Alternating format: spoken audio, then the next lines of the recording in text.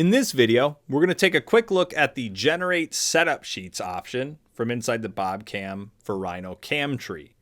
Now, after we've created our toolpath, we've simulated it, we're basically at the point where we're going to post, which we'll do in the next video. We first want to go in and generate setup sheets. Now, setup sheets allow us to see all the information about the job, depending on what all we have inside the setup sheets. But we have a few defaults that are really good for just getting good information for your parts. Now, the way we generate a setup sheet is just by right-clicking here on the milling job for the job you want to generate the setup sheet for, and then say Generate Setup Sheet.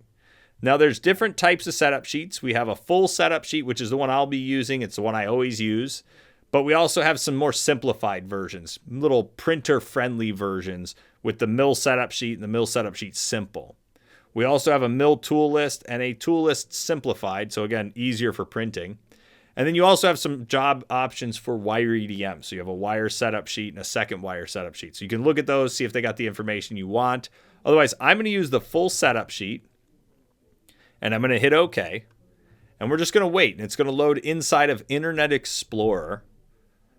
So when we get in here, you'll see the file name, the post processor, the machine, the date and the time, the program number, the units, the cutting distance, the rapid distance, the number of operations, number of tools, number of setups, and total cycle time.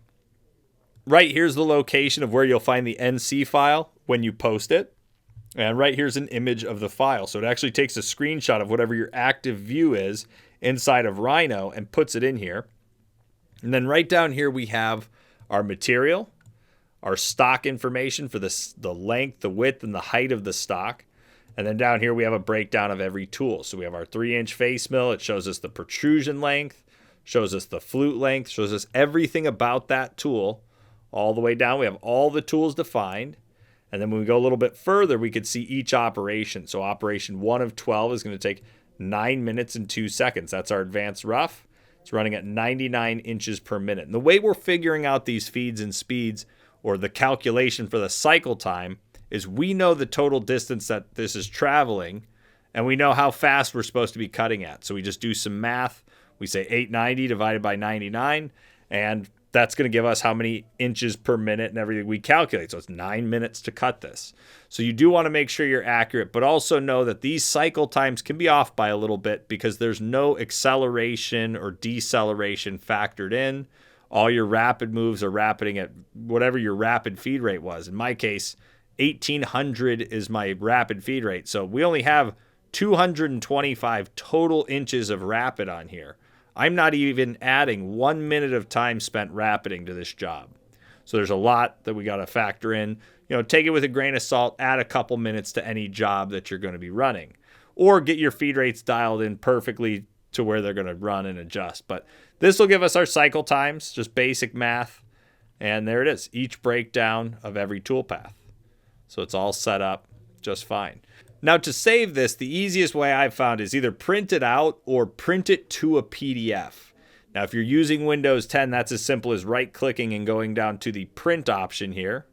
And then you wait for the printer information to come up. And if you're using Windows 10, you have a Microsoft Print to PDF. And all you do is say print, and then you wait a second. And then it's going to pop up and ask you to name it. So I'll say mill tutorial completed. And I'm just going to get rid of the .3dm at the end of it so that it can save it as a PDF. So then I could just say save. And then if I close this file out, so say I lose it, now I could just reopen that file. And then right here, we look for our PDF file in here. Right there. And I'm just going to say open this up with, and I'll just use Google Chrome to open it. Right here, Google Chrome. And there it is. So from here, I could either re-reference this if I'm running the job again, or now I could go and print it however I want, print it out to whatever printer I want to use. Maybe I wasn't ready to print it earlier, so I just saved it. And there is our setup sheet for the entire job. And that concludes the video on generating setup sheets from inside of BobCAM for Rhino.